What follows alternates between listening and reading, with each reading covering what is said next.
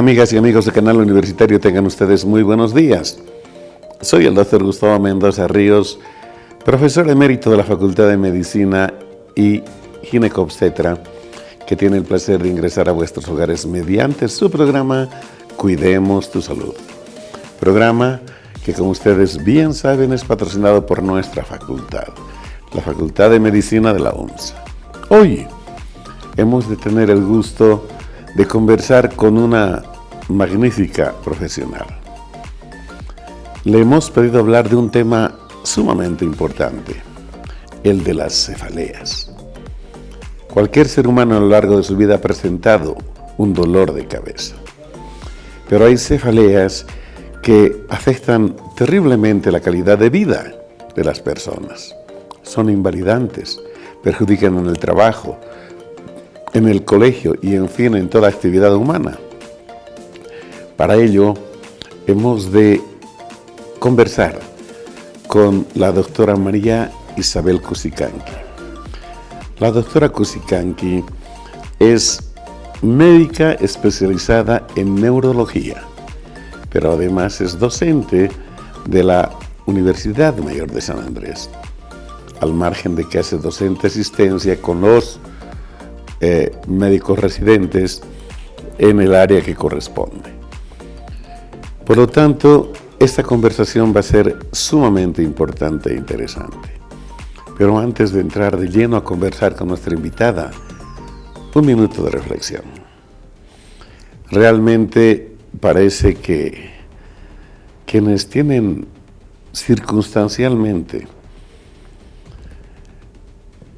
el poder en sus manos en distintos lugares no entienden que son hombres que son publicitados a través de los medios.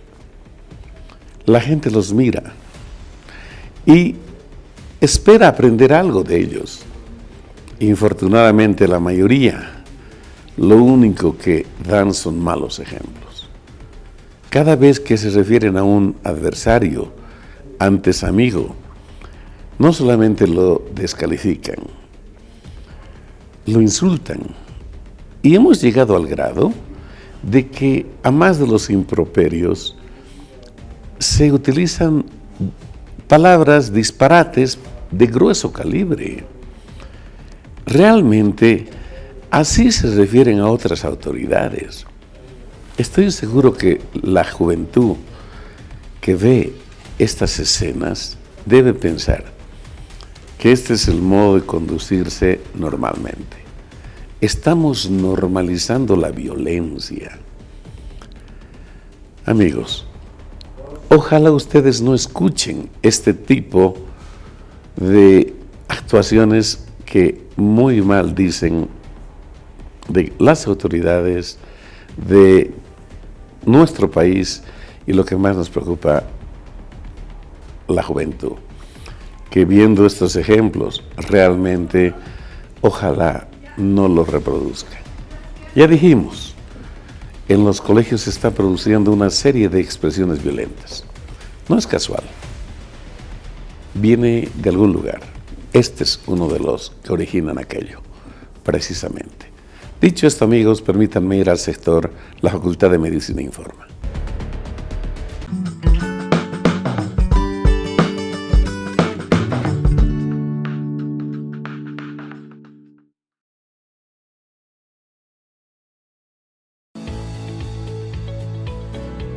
El señor decano de la Facultad de Medicina, el doctor David Mérida, tuvo a bien informar de forma sucinta las importantes obras de infraestructura que se están llevando a cabo para beneficio de las carreras, institutos, etc. Veamos la nota.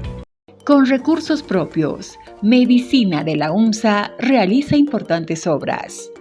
Con el objetivo de optimizar la calidad de formación académica, la Facultad de Medicina, Enfermería, Nutrición y Tecnología Médica, con recursos propios ejecuta importantes proyectos que beneficiarán también a los institutos de investigación, informó el doctor David Mérida Vargas, decano de la Casa de Estudios Superiores. Tenemos nosotros aprobados al momento 18 proyectos, 3 prácticamente que están casi finalizados y por tanto nos quedan 15. Tenemos los proyectos completos y los recursos económicos en las diferentes unidades que tiene la facultad. Estoy hablando desde carreras, institutos y el propio edificio de la facultad y como así el decanato. Entonces hay una importante inversión y últimos anuncios también desde la cabeza, que es el rector, para la carrera de enfermería. Efectivamente, enfermería tenía un dinero destinado para comprar ya sea un terreno o un edificio para la utilización de su actividad académica. Esto que era realidad hace muchos años, vamos a hablar de repente unos 10 años, ahora se ha vuelto a conseguir esos recursos que son muy fuertes para que puedan comprar y esperemos que enfermería haga ya la parte final para poder concretar este deseo de esta carrera tan importante. Por ejemplo, nuestro centro de convenciones, que debe ser uno de los más grandes que tiene la universidad, se está ya terminando la parte de sonido y ventilación, que es lo que falta nada más para concluir, ¿no? Entonces hay aspectos de ese tipo, como que también, por ejemplo, morfológicas, se tiene que trabajar para los estudiantes un área especial y en obras en cada una de las unidades realmente. En el ISAT estamos terminando un laboratorio, en el IVA hemos ayudado mucho para sus 60 años en cuanto a mejoramiento de infraestructura y entrega de algún material para su mejor funcionamiento, o sea, hablo de equipamiento, que aunque el IVA requiere unos recursos muy fuertes todavía para actualizar su oferta que tiene en procesos de investigación, que esperemos conseguir, y también poder ya institucionalizar de una manera definitiva lo que es biología celular, ¿no? La unidad de infraestructura desconcentrada de la Facultad de Medicina, su objetivo principal es el de asesorar al decano para los proyectos y la ejecución de las obras. En la gestión 2022 se ha realizado la ejecución de 10 proyectos, dentro de los cuales se tiene ya la remodelación de la oficina de decanato, que está en una ejecución del 100%, que ya ha sido entregada. Ahora estamos encarando la remodelación de terapia ocupacional y fonoaudiología, que hace que la temperatura se mantenga, porque como estamos en subsuelo, entonces esto es era un ambiente muy frío, como pueden notar ahora mismo, es cálido, se mantiene la temperatura. Entonces se ha revestido estos ambientes con ese material, que es acústico, térmico y antiinflamable.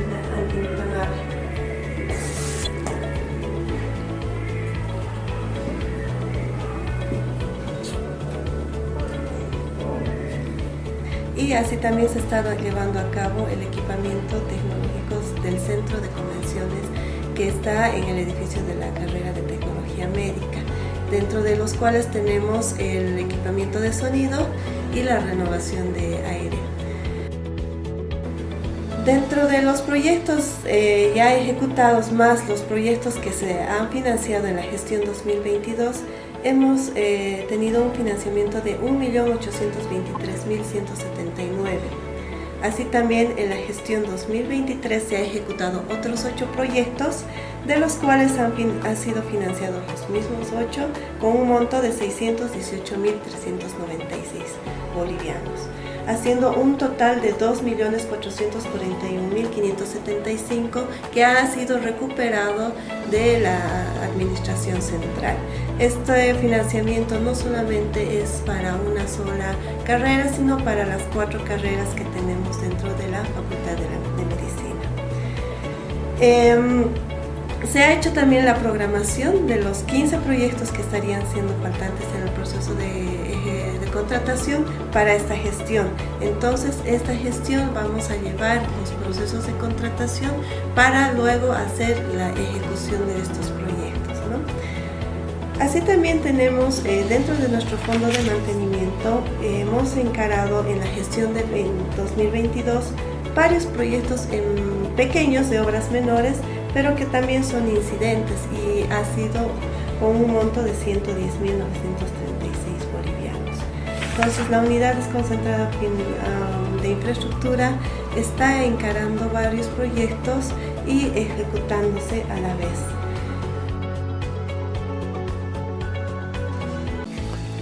Como habíamos señalado en el anterior programa, la carrera de Tecnología Médica logró su acreditación ante el CV.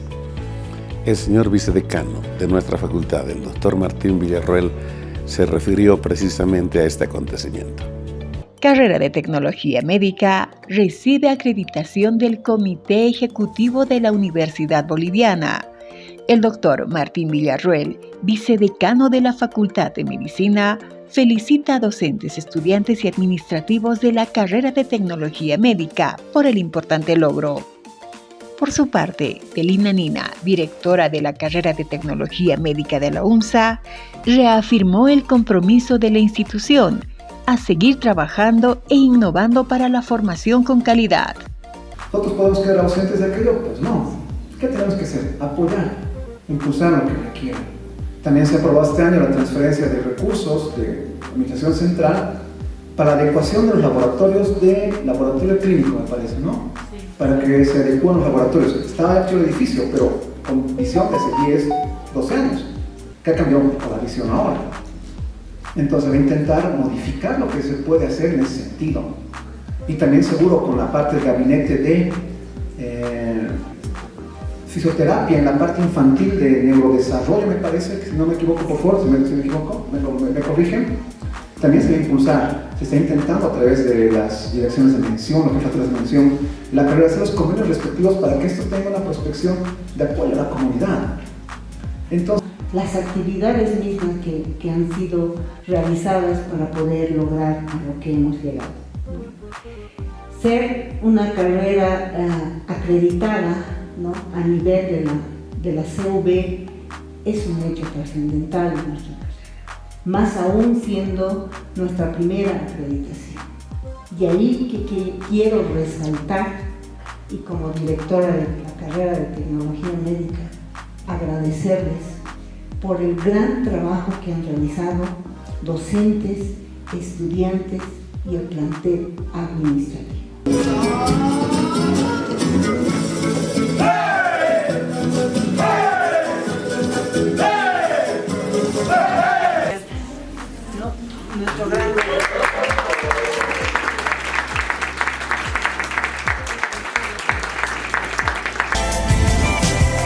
Ya vuelve TVU, Televisión para ti. La Facultad de Medicina, Enfermería, Nutrición y Tecnología Médica y el Departamento de Ciencias Morfológicas de la UNSA invitan a la población en general a visitar el Museo de Anatomías para conocer el maravilloso mundo del cuerpo humano.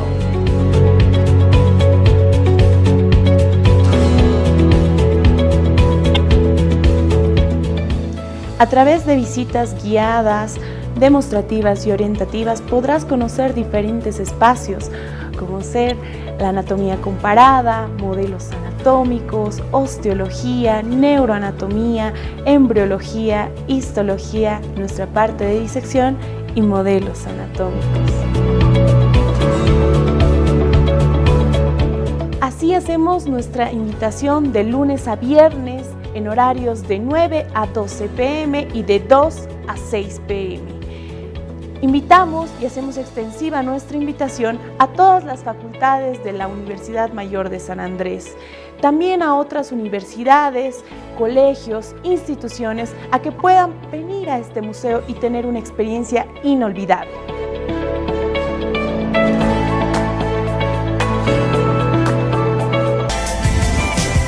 Estás viendo TVU, Televisión para ti.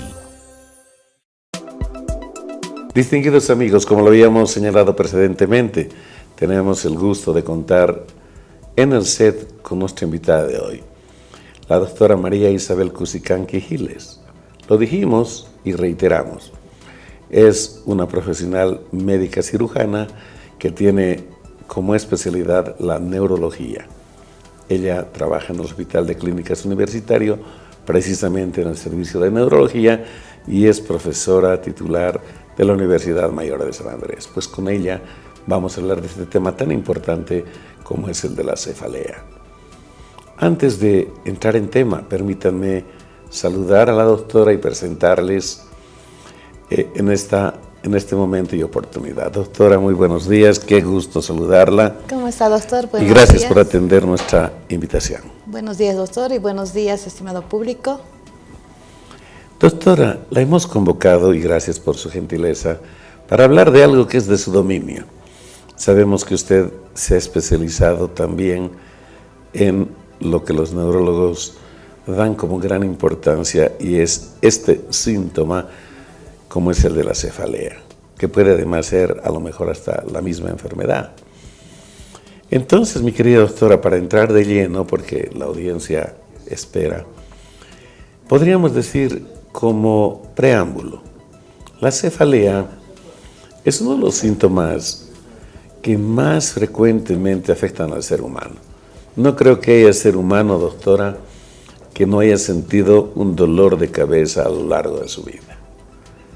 La cefalea que nos preocupa, amigos, es esa que se repite muchas veces en el tiempo o que de pronto, de forma abrupta, a lo mejor de forma muy intensa, insoportable, presenta por primera vez una persona. Como verán, son dos cosas totalmente distintas. De cualquier manera, doctora Cusicanqui, yo estuve viendo algunos reportes y se dice que la cefalea es una de las causas de consulta frecuente, tanto en la especialidad como en la emergencia hospitalaria. ¿Así es? Evidentemente, o sea, la cefalea es un síntoma muy frecuente, ¿no? Puede ser, como usted decía, la enfermedad misma o puede ser parte de una patología. Y en la consulta externa es la primera causa de consulta, junto con lumbalgias y epilepsia, ¿no? Digamos, que son las que más se presentan más frecuentemente en la consulta neurológica. ¿Ya? Doctora, también hay cefaleas que son tolerables, que a lo mejor con medidas muy básicas pueden controlarse, pero otras que son realmente un conflicto que afectan la calidad de vida, ¿verdad? Claro, o sea, las cefaleas en realidad las dividimos nosotros en cefaleas primarias y las cefaleas secundarias. Las que son graves y las que tenemos que tener en cuenta los signos de alarma son las cefaleas secundarias. Las primarias ya son cefaleas crónicas que pueden presentarse constantemente, ya pueden ser cefaleas que se pueden presentar hasta más de 15 veces al mes por más de 3 meses, y hablamos de cronificación de la cefalea. Gracias. Entonces, amigos, ya creo que el primer paso se ha dado. La doctora Cusicanqui nos enseña que hay cefaleas que se llaman primarias y otras que son secundarias. Las primarias son las que tienen, digamos, una duración larga en la vida. Las otras más bien son de aparición rápida, brusca, no habitual. Doctora, hablemos de las primeras, de las cefaleas primarias. ¿A qué se deben? ¿En quiénes se presentan? Las cefaleas primarias tenemos las más frecuentes son la migraña y cefalea tensional. Por ejemplo, estas dos incluso se presentan más en mujeres, ¿no? La migraña es una que se puede presentar desde la niñez hasta la época en edad reproductiva, son las más frecuentes, ¿ya? Y la migraña tiene criterios muy diferentes a la cefalea tensional. Sus criterios son muy diferentes y generalmente la migraña se divide en 2 tipos, ¿no? Migraña con aura y migraña sin aura. Su característica, su fisiopatología es diferente. En realidad el cerebro no duele, duelen las estructuras que están rodeando al cerebro. Pueden ser los vasos, pueden ser la inflamación de los nervios craneales, la distensión de las meninges.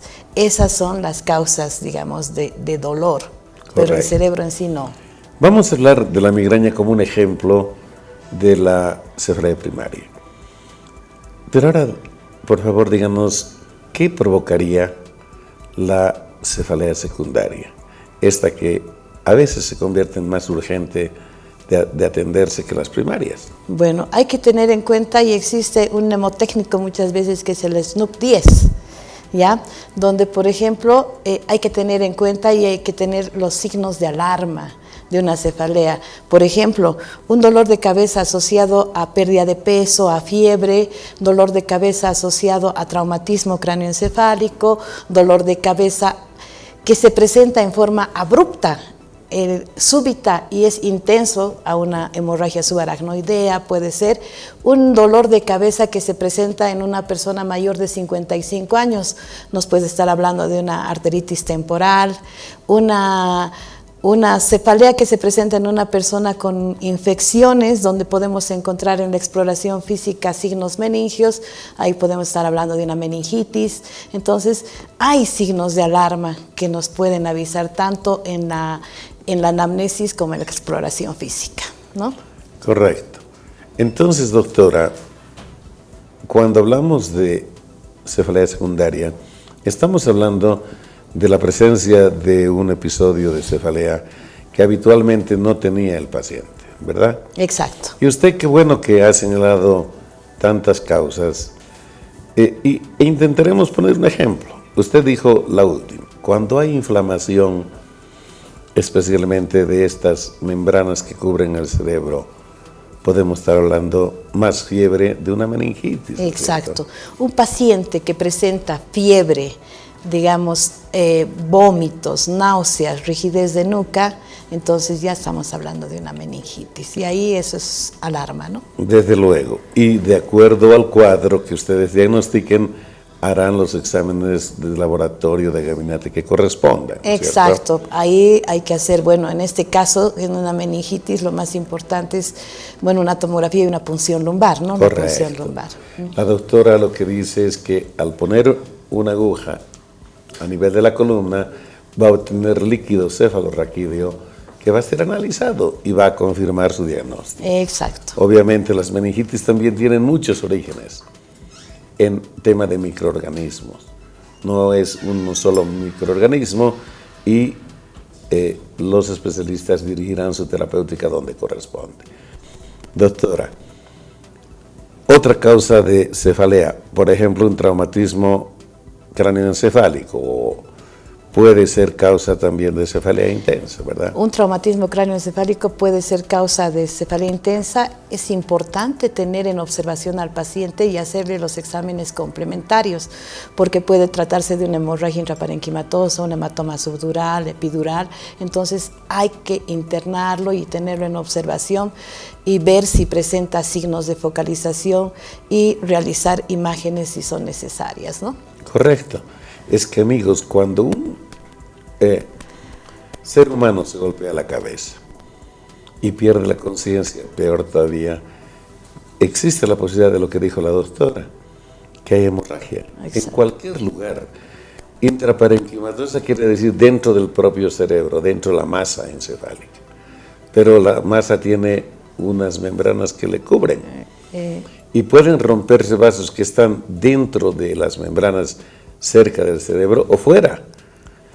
La clínica es distinta y efectivamente esto, si es importante, aumentará el volumen dentro de un cráneo que no se extiende porque es hueso y entonces va a dar cantidad de signos.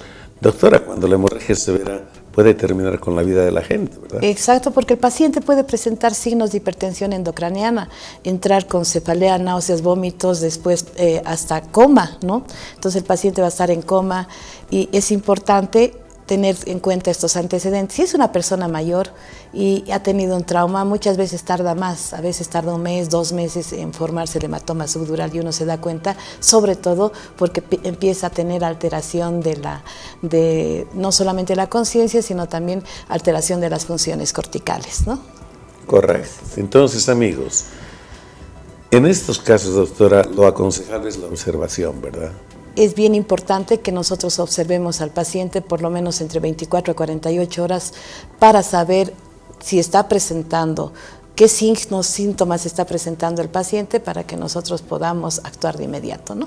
Es decir, amigos, si cualquiera de nuestros familiares sufre un trauma craneal y de pronto empieza a mostrar algún signo que no es habitual en él, hay que consultar inmediatamente. De hecho, si hubo pérdida, doctora, creo que hasta lo mejor sería ya llevar nomás al paciente a la clínica, al hospital, para que se lo observe de cerca por lo menos 24 horas. Muchas veces se los interna 24 horas y se los observa. Incluso al principio se hace imágenes, se hace una tomografía, pero también se los tiene observados, ¿no? Claro.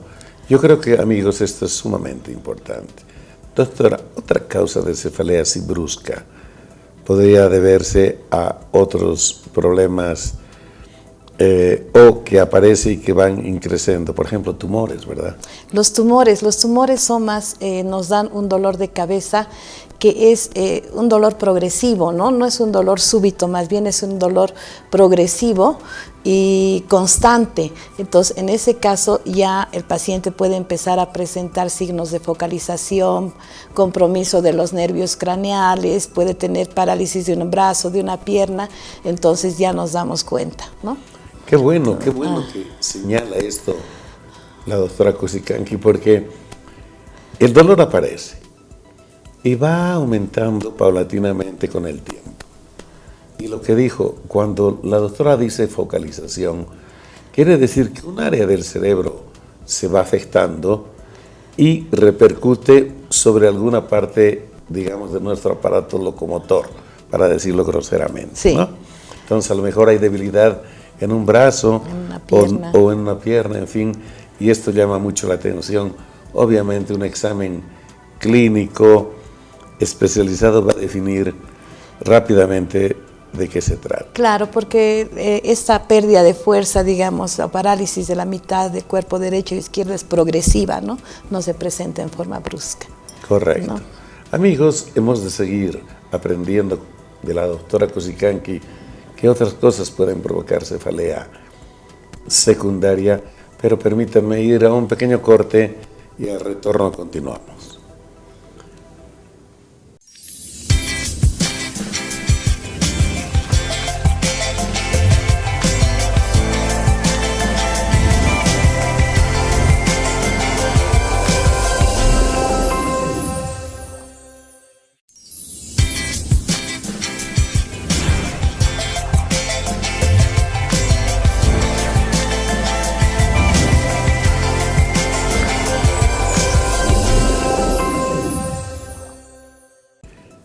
Doctora Cusicanqui, hay otras causas, hay muchas causas, no vamos a enumerar a todas, pero ¿por qué no nos dice si el aneurisma, amigos, el aneurisma es una dilatación anormal de un vaso, de una arteria, normalmente tiene un calibre, pero por ahí aparece como globito, ¿verdad? Y esta zona es débil, puede romperse por diversas causas, la presión, por ejemplo. Doctora, ¿cómo es la clínica brevemente del aneurisma? Bueno, el aneurisma es otra causa secundaria que sobre todo se caracteriza porque produce una cefalea de inicio súbito. Es una cefalea de inicio súbito y el paciente la describe como el peor dolor de su vida, ¿no? Al inicio produce lo que se llama cefalea en centinela y después el dolor es muy abrupto, muy súbito, que el paciente generalmente la describe como una cefalea en trueno.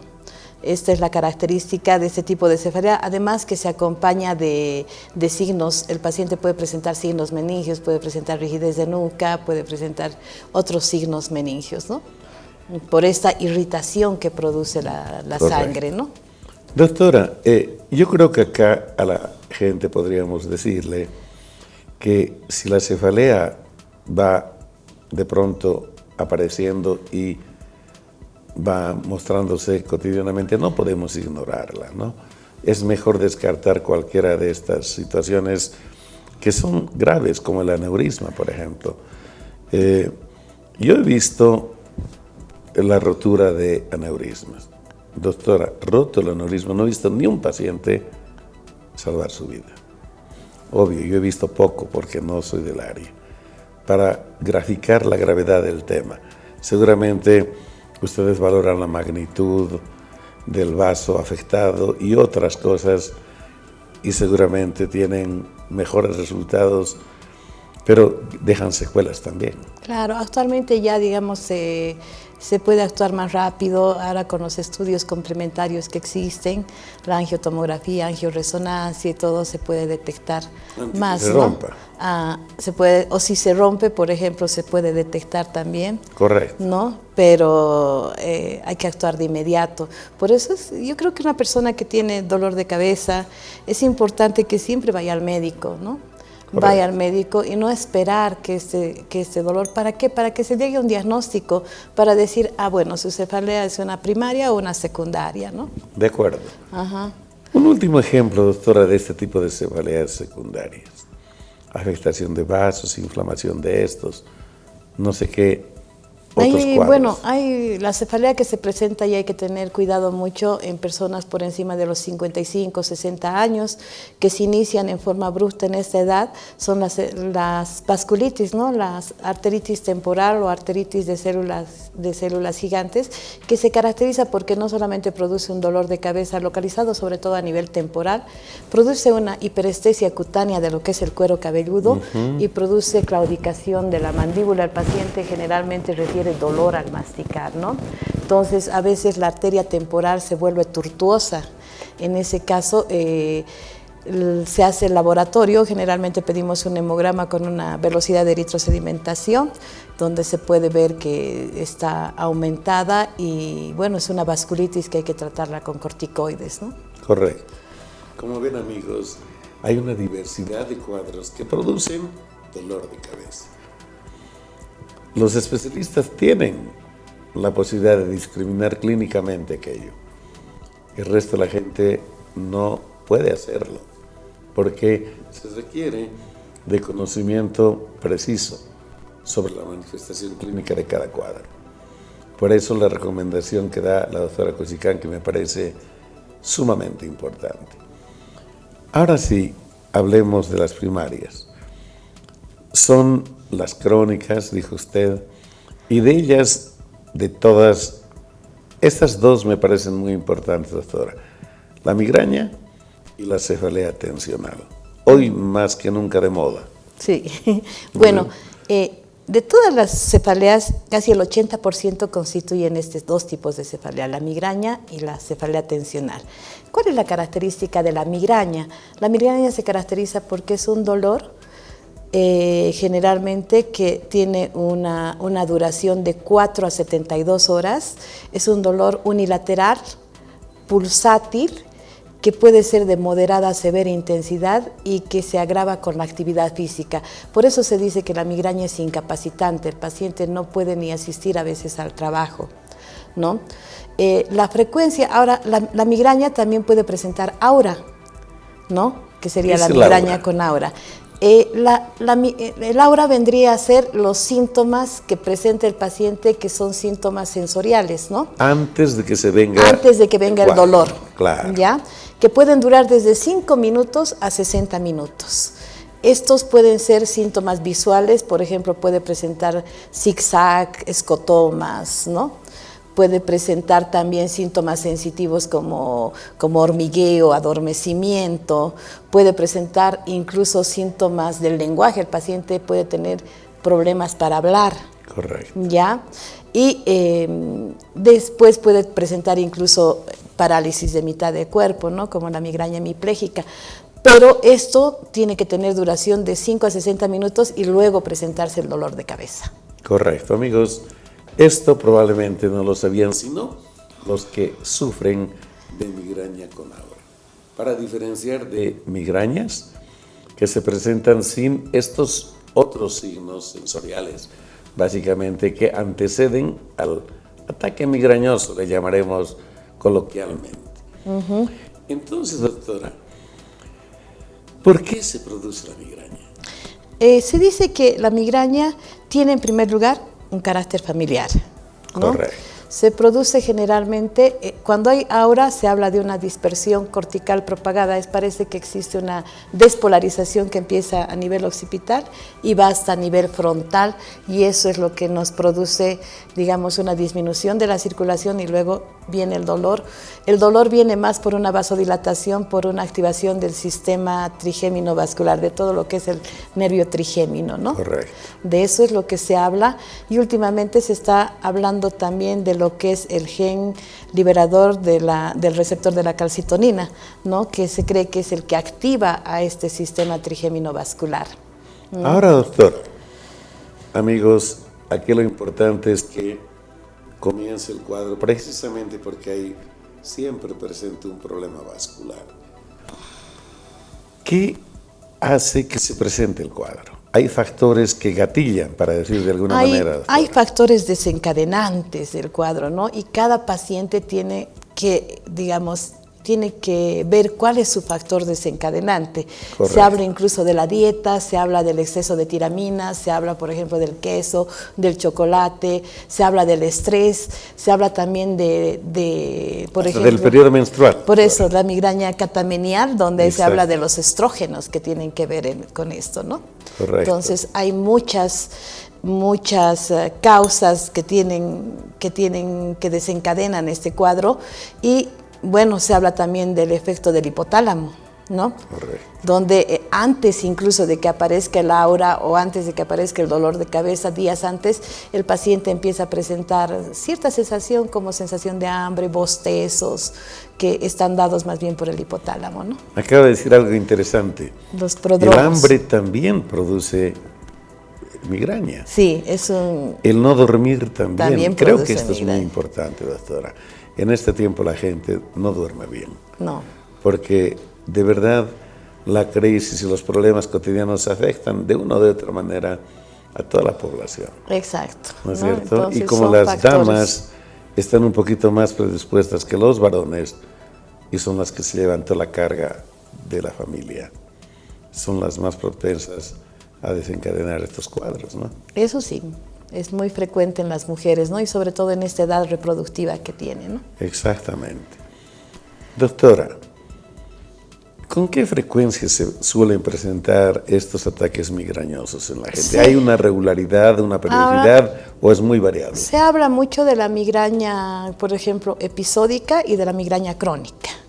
La episódica, por ejemplo, es aquella que se presenta menos de 15 días al mes, ¿no? Y la crónica es aquella que se presenta más de 15 días al mes por más de 3 meses. Esa migraña crónica ya requiere tratamiento preventivo. En cambio, la migraña episódica que se presente, digamos, 8 días al mes o menos, esa solamente se trata en forma sintomática. Correcto. Ahora, doctora, frecuentemente escuchamos nosotros que a cualquier dolor de cabeza le llaman migraña. Obviamente es por la forma a veces habitual de referirnos a un dolor de cabeza. ¿Qué características debe presentar el cuadro para llamarse migraña, doctora? Como le decía, puede ser con aura, que ya hemos hablado, o sin Correcto. aura. La migraña sin aura siempre, o sea, se habla de la unilateralidad, aunque también se habla también que puede ser bilateral, pero sobre todo el carácter es pulsátil. Es un dolor pulsátil, unilateral, que tiene una intensidad que es moderada a severa, ¿no? Y el paciente se agrava con la actividad física, por lo que el paciente requiere reposo, una habitación oscura generalmente para descansar. Porque hay fotofobia, ¿no? Claro, puede acompañarse de fotofobia, de sonofobia, y además se acompaña de náuseas y vómitos. Esa es la característica de la migraña. En cambio, el otro tipo no, la cefalia tensional. Amigos, creo que el cuadro que describió gráficamente la doctora Cosicanqui es inconfundible. Quienes sufren de este cuadro acompañado de todos estos síntomas, pues están con migraña. Vamos a hablar algo más de la migraña, pero permítanme ir a un pequeño corte y al retorno continuaremos.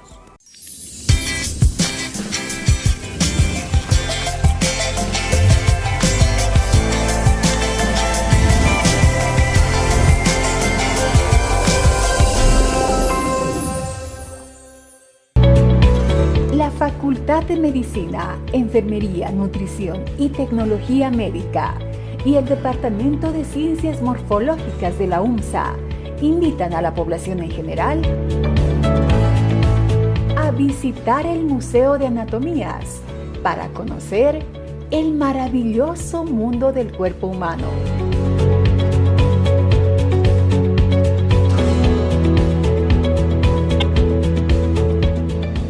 A través de visitas guiadas, demostrativas y orientativas podrás conocer diferentes espacios, como ser la anatomía comparada, modelos anatómicos, osteología, neuroanatomía, embriología, histología, nuestra parte de disección y modelos anatómicos.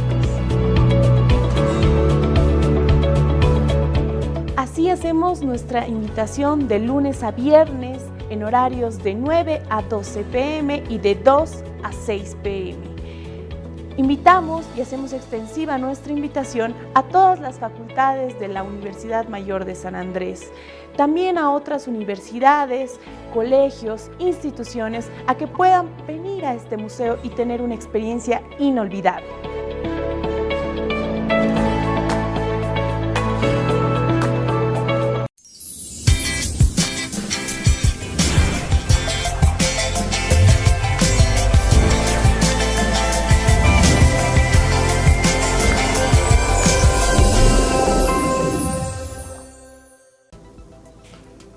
Amigos, tenemos una pregunta para nuestra invitada. Doctora Cosicanqui, ante un cuadro migrañoso, ¿qué cabe hacer? ¿Qué tratamiento se podría hacer en casa? Pero fundamentalmente, ¿qué hacen los neurólogos? Bueno, como le decía, dependiendo de si la migraña es episódica o si es crónica. Si la migraña es episódica, se presenta esporádicamente o menos de 15 crisis al mes o menos de 8 crisis al mes, podemos utilizar analgésicos, entre esos, por ejemplo, el paracetamol, la aspirina a dosis de 1 gramo, ¿no? Correcto. Podemos utilizar antiinflamatorios como el diclofenaco, podemos utilizar el ibuprofeno, podemos utilizar, si el paciente está con vómito, metoclopramida, y utilizar los triptanes. Entre ellos nosotros solamente tenemos pocos triptanes, ¿no? Exacto. Tenemos el sumatriptán, el naratriptán, pero esos son los recomendados en una crisis de migraña, los triptanes. No están recomendados los ergóticos actualmente, como son los migras, ¿no? Los abamigran, migra y todos los migras, ¿no? O sea, se dice que esos pueden producir un efecto rebote, ¿no? Correcto. Entonces no están recomendados. Si en cambio la migraña es crónica y es persistente, entonces hay que utilizar prevención de la migraña. En la prevención de la migraña nosotros podemos usar desde beta bloqueantes el famoso propanolol, podemos hacer el propanolol, podemos utilizar neuromoduladores del dolor desde el topiramato, el ácido valproico, podemos utilizar incluso la gabapentina, la pregabalina. Se pueden ir utilizando diferentes preventivos. La amitriptilina también es un preventivo que podemos usar, ¿no? Este preventivo se utiliza durante mínimo 6 meses a 1 año. La fluoxetina también. La fluoxetina también. Amigos, no importan los nombres. Lo que importa acá es que, dependiendo cuál de los 2 tipos de migraña se trata, entonces será el especialista el que oriente el mejor tratamiento. Y aunque pareciera que un paracetamol o cualquier otro AINE pudiera no ser importante, hay pues razones fisiopatológicas, dicen los médicos, para utilizar uno u otro. Y no necesariamente ir a buscar cosas extraordinarias. Las dosis, la periodicidad, también deben recomendar los especialistas, porque contra todo lo previsto, doctora Cosicanqui, el uso excesivo de analgésicos también produce cefalea. Y la mayoría de los pacientes con migraña hacen un uso excesivo de la medicación, entonces ya utilizan medicamentos cada vez más fuertes que no hacen su efecto. Entonces el uso, por ejemplo, a veces de opioides o de otro tipo de medicamentos no es bueno que nosotros abusemos de la medicación. Porque además generan tolerancia y pueden traer otros problemas. Exacto. En el otro caso, algunos de los fármacos están controlados. No siempre se puede echar mano de todo, ¿no? De la farmacia. Las dosis son muy importantes de cumplir. De cualquier manera, creo que es muy importante también señalar, y al final nos dirá, doctora, que en el servicio de neurología del hospital pueden atender este y otros casos precisamente de las pacientes que lo requieran, ¿verdad? Hablemos brevemente de lo que hoy nos agobia, la cefalea tensional. El estrés, que no se conocía como tal hace pocos años, hoy es causa de todo. Creo que estamos exagerando inclusive, ¿no es cierto? Yo escucho en casa a alguien que dice, no estoy muy estresado. Y yo sonrío porque no he terminado de entender personalmente hasta dónde se refiere la afectación del estrés.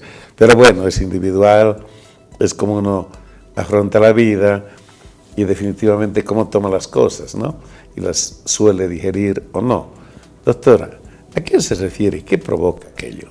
La cefalea, o sea, cefalea tensional, se habla mucho sobre el estrés, pero también está asociada, claro, existe antecedentes familiares, existe también se habla mucho del sistema también trigeminal ahí, ¿no?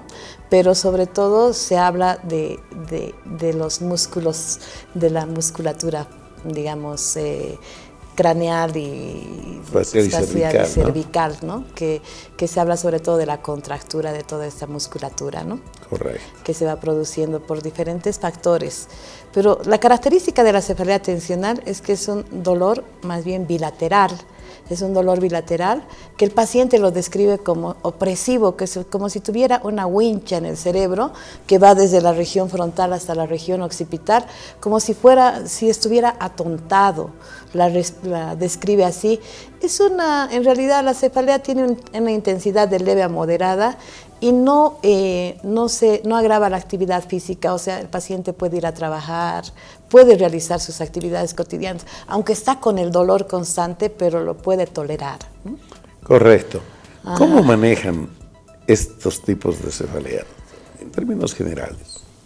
En términos generales utilizamos nosotros analgésicos, podemos utilizar relajantes musculares y también terapia no farmacológica, ¿no? Que podemos utilizar.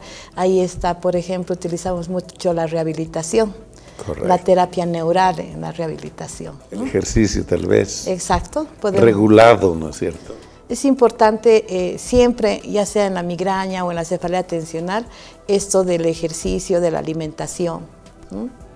Para regular el dolor también, ¿no? Correcto. Doctora, ya se nos va a acabar el tiempo. ¿Qué tips nos puede dejar?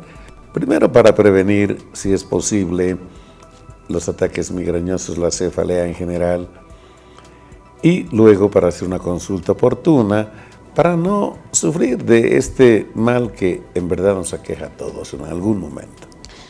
Yo creo que lo importante es que si uno tiene dolor de cabeza, primero acuda al médico. O sea, que el médico ya sepa distinguir entre lo que es una cefalea primaria o secundaria, ¿no? En segundo lugar, no hagan un excesivo uso de medicación, porque los pacientes hacen uso excesivo de medicamentos, abusan de la medicación, abusan de los ergóticos, abusan de los opioides y de los analgésicos. Entonces, no abusen porque esto más bien cronifica el dolor de cabeza, ¿no? Correcto. Es más, yo vi personalmente pacientitas intoxicadas de tanto consumir de forma simultánea importantes cantidades de analgésicos. Es así. Depresión y hasta con al despertar con amnesia inclusive, ¿no es cierto? O sea, no se sabe ¿Hasta qué grado se puede afectar? A veces sí, a veces se abusa mucho incluso de los relajantes musculares o de los ansiolíticos. Entonces hay que evitar este abuso de medicación. Es importante también la asistencia siempre yo pienso que hay que consultar con un neurólogo, ¿no? Correcto. Amigos, creo que los mensajes son muy importantes. Debemos hacer caso de estas recomendaciones. Somos muy proclives a automedicarnos y eso no es una buena actitud, menos práctica que debiera hacerse. También hay que admitir que en ciertas farmacias les expenden cualquier cosa a la simple solicitud por un síntoma o signo. Lo hemos dicho y lo reiteramos, los profesionales que atienden farmacias no han sido preparados para hacer diagnósticos de nada, menos a ojímetro. Entonces, creo que debemos ser cada vez más racionales para conservar mejor nuestra salud. Doctora Cosicán, que queremos agradecerle mucho por su gentileza y comprometerla para que en una siguiente vez hablemos de un tema tan importante como este. Se me ocurre que podemos hablar de demencia. Perfecto. De demencia, hay 2 demencias, si nos da el tiempo, de ambas, ¿no es cierto? Bien. De la senil y del Alzheimer. Exacto. Están trabajando mucho sobre eso, ¿verdad? Estamos haciendo nosotros trabajos preventivos, sobre todo con la dieta, el ejercicio y la estimulación cognitiva, ¿no? En lo que es la demencia. Correcto. Doctora, su despedida, por favor. Bueno, agradecerle, doctor, a usted. Muchas gracias y bueno, me despido del público y espero que les haya servido estos tips o estos consejos que se les ha dado. Los esperamos en la unidad de neurología del Hospital de Clínicas para cualquier consulta. Muchas gracias. Doctora, a usted las gracias. Amigos, ahora permítanme ir al sector Avances en Medicina.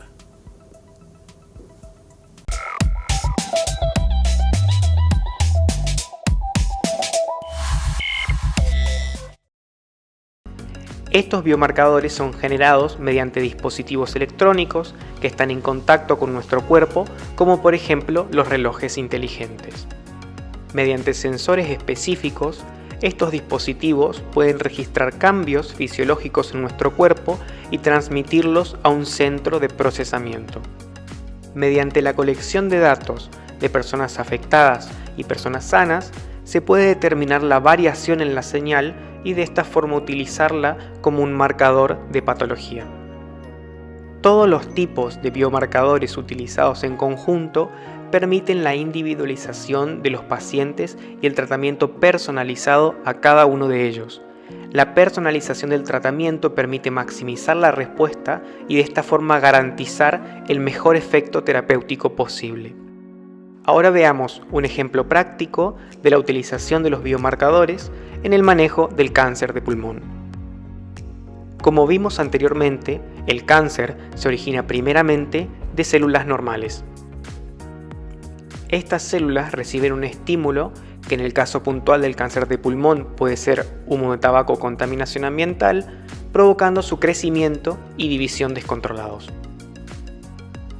A grandes rasgos, el cáncer de pulmón se puede clasificar en cáncer de pulmón de células pequeñas o microcítico y cáncer de pulmón de células grandes o no microcítico.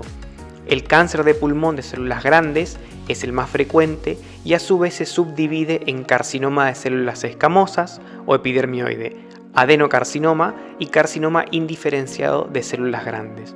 Cada tipo suele originarse en una parte específica del pulmón y esto se debe al tipo de células presentes en esas zonas. Como ya sabemos, el ADN puede sufrir pequeños cambios, los cuales reciben el nombre de mutaciones. Distinguidos amigos, esto fue todo por hoy. Esperamos que la información haya sido de vuestra utilidad. Nos comprometemos a volver renovados la siguiente semana. Entre tanto, les recomendamos, como siempre, disfrute de su familia, cuídela. Ahora que estamos en vacación, cuide a los chicos. Si se van de viaje, por favor, cuídelos doblemente. En verdad, que disfruten de la semana y nosotros los estaremos aguardando en la siguiente semana como siempre. Muy buenos días.